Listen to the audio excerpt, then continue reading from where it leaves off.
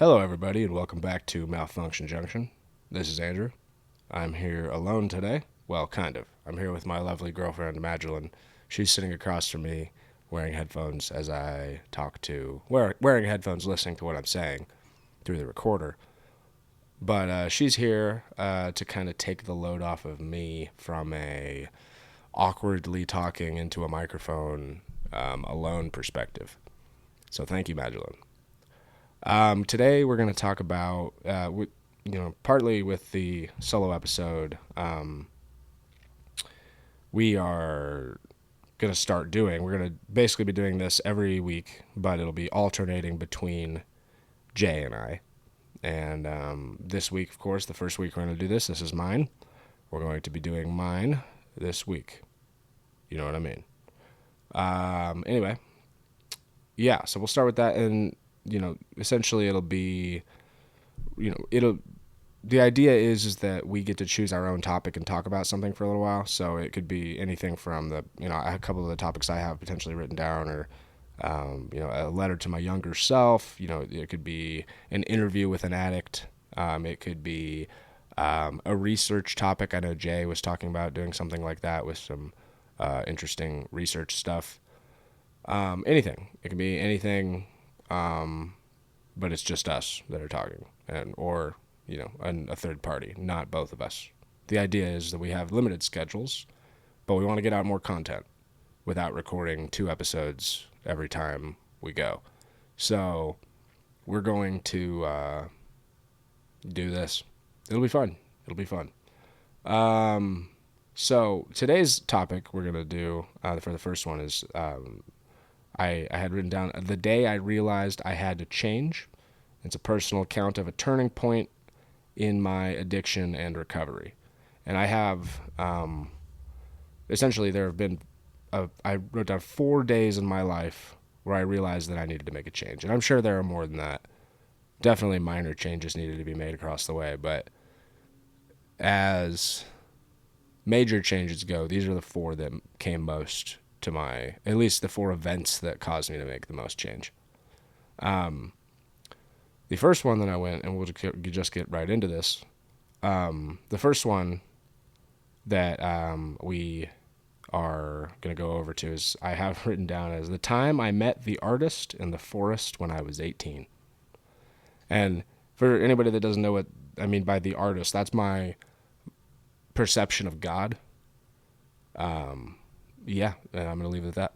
So the event was a pre-rehab thing. I had not been to rehab yet. Although at the time I was 18 and my parents were paying for like college and room and board and whatnot. And they threatened to take that all away if I didn't go to rehab because they saw me as a drug addict. That was because I was like smoking a lot of weed and doing acid and shit. I hadn't even dipped into the later stuff. Like I hadn't done coke. I hadn't done heroin. Like they were like, you need to go to rehab now at 18 for acid, which is like, I mean, like I love my parents. We have a great relationship now. They'll probably listen to this at some point, but that was not a great decision on their part, if I'm being honest. I think that only made things more accessible for me because I was like aware of how to use drugs more efficiently now, I guess, because it was like before it had just been alcohol every now and then, weed and acid, mushrooms, stuff like that. And now it's like, oh, people smoke crack? I didn't know that. Like I thought that was just in movies. Like that's like I mean, so it just opened up doors to me, which I later ended up exploring. I later ended up opening those doors for myself. But it was a I don't think that it was a great idea at the time. Maybe later on when we'll get to that. But so anyway, that was where I was at with that. My parents were basically like trying to, proxy force me into going to rehab. So at the time I was thinking, fuck that. I'm not going to rehab. I don't need to go to rehab. I'm just going to keep selling drugs and I'll be able to pay for my apartment. That was the plan. I was just going to keep selling drugs and, be fine and just like drop out of school and be a drug dealer. That was the plan at age 18. Then we went on a camping trip with a couple of friends of mine and my ex-girlfriend at the time. And I guess I should say girlfriend at the time. Ex-girlfriend at the time implies we had dated, you know what I mean. Anyway, we went on this camping trip and we had a bunch of LSD with us. And we took it, and then we just were tripping. And I guess I should also say that this particular time period is also pre-knowledge of my girlfriend at the time's pregnancy, because I think I've gotten a little bit into this podcast, is that I have he'll be 10 this year son, who I know I'm like allowed to talk in vague points about it, but I don't think I'm legally allowed to like disclose a lot of stuff about it. But as far as it goes, this is pre-knowledge of that. And I walked into the woods. I remember this. I walked into the woods alone on acid. I felt like there was something just like calling me. We were out in the middle of nowhere camping near some lake and in California, NorCal, and we were. I just felt something calling me into the woods, and I just walked out into the woods alone. And I felt like I got to a certain point and I was just kind of walking. I didn't really think anything of it. And then I felt very, very viscerally, my knees were knocked out from under me and I was forced onto my knees by something. And my head felt like it was snapped up. And not a voice, but definitely a knowing told me, go to rehab. You have no idea what's about to happen. And I have always taken it to mean that was the artist telling me, you've made a mistake. You're going to have to deal with the consequences of it. Fix it. Don't be irresponsible. And so I didn't know what it meant at the time, obviously. I went back and I told my friends I was with, I think I'm going to go to rehab. And I didn't tell them anything else about why. I just told them, I think I'm going to go. And, they were like, cool, we were all tripping still. But it was like, whatever. Probably not the best thing to hear on acid, but that your buddy's going to go to rehab. Yeah, you'll drink it off. You'll feel a get better in the morning type thing. But it was kind of just like, it was either I was going to have to keep selling drugs or I was going to just go give it all up. So I was like, I think I'm just going to give it all up. What is where I was going with that. But I've separated these events out into the event and the effect, and that was the event of it. I'll go into the effect. I decided to go to rehab right then, despite not thinking I needed to. And I mentioned this earlier, but in hindsight, I don't think this was a good idea. It just opened up doors for later on as far as drug use. In fact, it may have even sent me down a spiraling path towards extreme addiction. But it did allow me the space to build back up a relationship with my parents, which allowed them to feel good about helping me and my ex with the baby, as we were about to have a baby now, because we found out 3 days later, the day before I was going to rehab, that we were going to have a baby. And that was odd. Bad timing. Like literally like the next day I'm going to rehab and find out she's pregnant. It's like, all right. That's a little twist I didn't expect. Yeah. Anyway, I'll get on to the next event now. We'll go with, that would be at age 22 when I was living in San Francisco. I've titled this one, Too Much San Francisco LSD. So we got some white lightning LSD from a dealer called Clutch. That was his name. And rightly so, rightly named. He was very quick. Clutch, the man. But it was basically, this trip was about 2 hours of come up, 4 hours of seeing the yin yang symbol and visions of my death as a homeless man in San Francisco, 4 hours of the most intense waves of understanding of the world, and 2 hours of come down. That was this 12-hour trip for me. It was the fucking craziest acid I've ever had. We took a ton of it too. I don't know how much, but just quite a bit. And St. Patrick's Day was the next day, and my buddy Isaac, shout out Isaac, he was with me, and we drove to Concord, where he was living at the time, from San Francisco, which is about an hour and a half, depending on traffic, east. And we drove there, and we spent the whole day drinking with people that I didn't know, which is not my favorite thing to do, especially like hung the fuck over on acid. So, woke up the next day after that with the most vicious hangover. Got on the train from Concord back to San Francisco, stopped in Berkeley, where I broke down over beers with my friend Connor, shout out Connor, and told him I had no idea what I was doing with my life. I was just a mess, dude. I was a complete mess. But I ended up making it back to San Francisco and then had a legit argument with my roommate at the time. And that night I decided that I needed help. I was completely a mess. And I was looking for rehabs the next day online, and I got a knock on the door from my landlord about to evict me because I had threatened my roommate. And I opened the door, and immediately the first thing I said is, "I know what you're here for. I'm sorry. I'm about to enroll in rehab. I have a drug problem." And they both had this insanely angry look on their face, and then it was just diffused. And I was like, "Oh shit, they know that I have a drug problem." And they took pity on me, both of them, with the roommate and the landlord, and they helped me out. They helped me figure things out. I was able to have the space in San Francisco cleaned out and my lease X'd. And without a bad record on my lease, just kind of figured it out. They were great for me. But the effect was that I enrolled in a rehab center in Austin, Texas, and thus began that chapter of my life. This was the first time I had admitted that I might have a problem by myself. Before this, I had always been told, you may have a drug problem, you need to watch what you're doing, stuff like that. But this was the first time I admitted that I may have a problem. So that was a big step forward.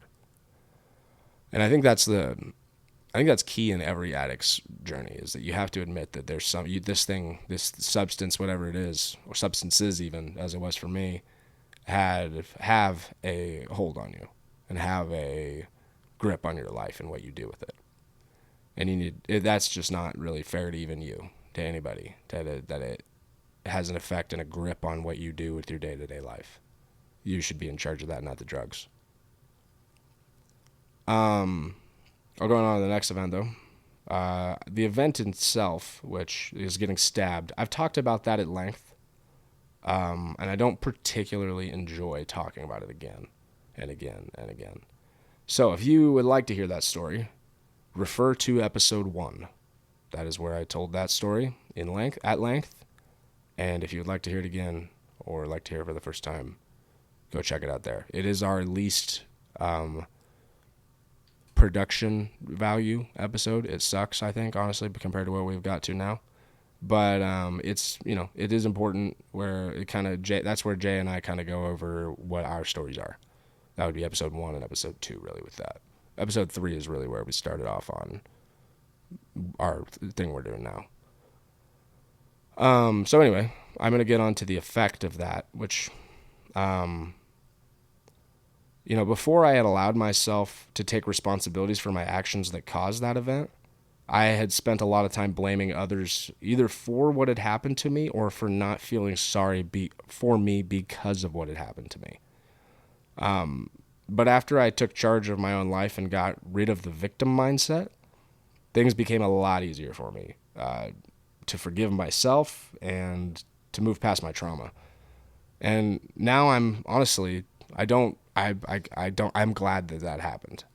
I can honestly say I'm glad that I got stabbed in the face, which is probably nobody else has to say that, because I would not be the same person I am. I just wouldn't. I would have always been kind of a shithead that never had gotten smacked in the face, and life needs to smack some people in the face sometime. And it's not everybody. If you play by the rules of the world, you'll be fine. But if you think that you're in charge and that you own the world and you run the shit, it's gonna smack you back because it runs the shit. The universe, the artist, that shit runs the shit, not you. But yeah, that's about all. Is all I'll talk about getting stabbed with. But the last event I have here, and I'm doing actually pretty decent here on time. The last event I have here, though, is quitting drinking again. I've tried quitting drinking, I think, 5 times in my life, and only one has been fully successful at the moment. And we're coming up on 2 years in about 13 days. Probably 12 days or 11 days from release of this episode, depending on when I get this out. I quit drinking on June 16th, 2023. For the final time, I should say. The first time, I don't remember the date, but it was in like 2018. But after the stabbing, I obviously was having some pretty insane trauma issues. I was having nightmares, hearing voices, disassociating. And that also, I should say, that whole incident happened in 2019. So what happened in 2020, right? So it was like, I legitimately had a theory that I had died and that I was in hell now. That was, my whole life was like completely convinced that I was in hell currently. And I just wasn't able to see any other way out of it. I am so shocked I didn't fucking kill myself. Because I was miserable back then. Hearing voices is enough to fucking kill most people.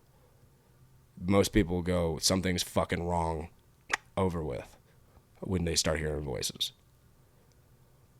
But then when you can't sleep, nightmares every night, every time you go to sleep for an hour and you wake up to a fucking flash of a knife in your dream, it's the most miserable thing. But that was when I found the ketamine-assisted psychotherapy treatment, which I don't recommend for everybody. I think it's it kind of has become almost everybody has been doing it.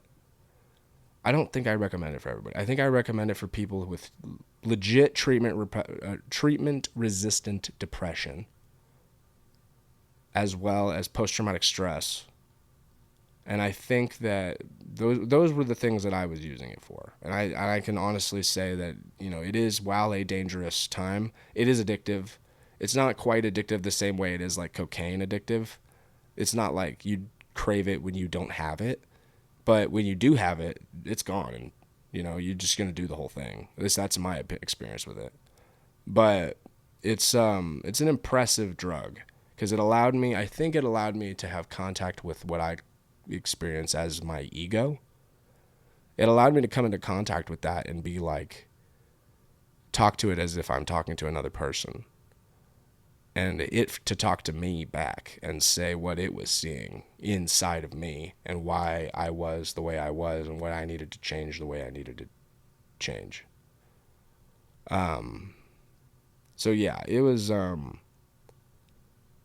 interesting experience with ketamine, but eventually getting on to what I was talking about with quitting drinking again, I was in 2023 still doing a little bit of the ketamine, not as often, but more sporadically. And on one night on a ketamine experience, I was drinking a little bit too. And I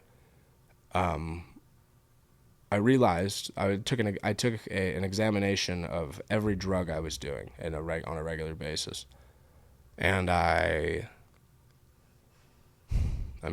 examined them from the perspective of, what is this doing for my life? Is this positive? Is this negative? What is this doing for my life? And most of the drugs I found at least some positive for. The only one I didn't was alcohol. And when I realized this, immediately as that happened, I got like the most tremendous urge to throw up. And I went and I threw up in the toilet. And then I realized I'm doing this every morning. I'm throwing up every morning.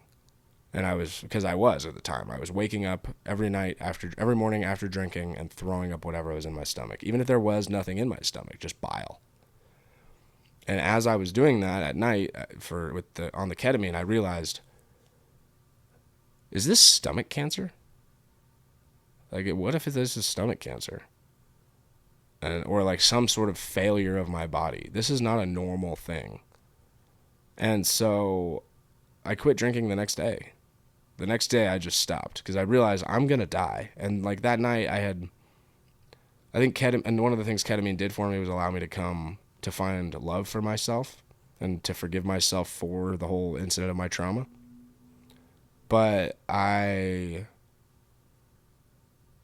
think that if I hadn't found the love for myself there, I would have just kept killing myself because I realized I was dying at that moment, and then it was like a life or death decision of just like I can either die of this or I can quit. And so I quit on June 16th, 2023. That was the last day, or the June 15th technically was the last day I had a drink. And I don't intend to really start that up ever again. I don't think it's worth it. It doesn't appear to be, based on the effect of it on me. It just seems to be poison. So, yeah, that's essentially what I'm dealing with this changing episode is what we'll call it. Something along those lines, something to do with change. The days I needed to make a change. Whatever it is. But anyway, I appreciate everybody who's listened lately. Shout out you guys for listening to a podcast that is just starting up. So, yeah, I guess I'll get out of here. I don't really have anything else that I've prepared. But I will say that go ahead and give us a follow on Instagram. We are at Malfunction Junction Podcast. Or reach out to us at email. That is malfunctionjunctionpodcast@gmail.com. And yeah, if you want to compete in Trauma Battle as well, we're trying to find people to compete in Trauma Battle. So yeah, let us know if you would like to. We are in the middle of a lot of things currently. We just started the Crucible Media company up, getting that off the ground right now. We also have we're going into production for a short film that is being made in partnership with Pumpkin Hill Radio, entitled Night Cook. We're actually currently running a crowdfunding campaign for that. So if you are someone that listens to us that has money, send us $5, $10, whatever, anything. We just want to make this film and pay our crew and our cast. I'm probably the last person that's going to get paid in this situation, and I mean that. I don't have any intention of taking a dime unless there's a dime for me. Everybody else has got to get paid first. So, that being said, if you're someone that can help us out, please do. We're at GoFundMe, and I will put the link to that in the description of the episode. Please help us out. It'd mean a lot. We are offering credits in the film for such occasion. Anyway, thank you very much. I'm going to get out of here. I hope everybody has a lovely day.